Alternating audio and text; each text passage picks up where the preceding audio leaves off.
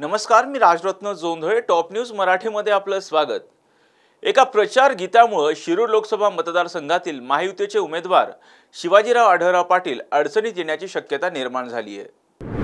आढळराव पाटलांचा प्रचार करण्यासाठी त्यांच्या प्रचार यंत्रणांनी एक गीत तयार केलं. त्या गीतामध्ये आढळरावांचा दादा शिरूरचा राजा असा उल्लेख असल्यानं नागरिकांनी त्यावर आक्षेप नोंदवलाय. लोकशाहीत कुणी राजेशाहीचा विचार घेऊन येत असेल तर अशा मानसिकतेला काय म्हणणार असा प्रश्न महाविकास आघाडीचे उमेदवार अमोल कोल्हे यांनी आढळराव पाटील यांना केलाय. नागरिक मला राजा म्हणत असतील तर लोकशाही धोक्यात येण्याचं कारण काय अशी सारवासारव करत आढळराव पाटलांनी आपल्या प्रचार गीताचं समर्थन केलंय. शिरूरचे राजा लोकशाही येणं गरजेचं आहे, पण त्याच्यामध्ये स्पष्ट होईल शिवाजीराव दादा शिरूरचे राजा. ह्याच्यामध्ये लोकशाही धोक्यात आली.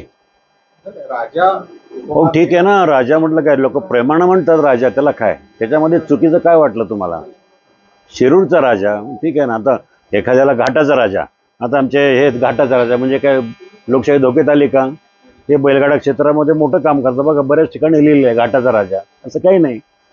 हे ह्याच्यावर पत्रकारांनी नाही ते काढणं म्हणजे मला विरोधचा प्रश्न आहे.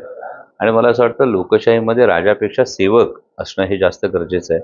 शिरूर लोकसभा मतदारसंघाला गेली 5 वर्ष त्यांच्या हक्काचा भाऊ, त्यांच्या हक्काचा पोरग, त्यांच्या हक्काचा माणूस अशी सवय झालेली आहे. आणि त्यामुळे राजेशाहीची मानसिकता घेऊन जर कोणी येत असेल तर शिरूर लोकसभा मतदारसंघाच्या स्वाभिमानी जनतेला अशा पद्धतीनं 4 पक्ष उड्या मारून, केवळ राजेपदासाठी 4 पक्ष उड्या मारून गद्दारी करून आलेल्या लोकांना राजेपद हे कधी शिरूरची लोकसभा मतदारसंघाची जनता बहाल करणार नाही. आणि त्याहीपेक्षा महत्त्वाचं म्हणजे ही सर्वसामान्य जनतेचा सेवक असणं ही जास्त महत्त्वाची बाब आहे. Come on guys, hurry up. यार सुन ना, एक ब्रेक ले लेते हैं. Guys, I'm telling you, तुम लोगों को सही से ट्रैकिंग नहीं आता. But that's okay, you can learn. रोज का ढक्कन देना. ये रेड वाला है, सही वाला देना. अबे ढक्कन, पहले तो सही पानी पीना.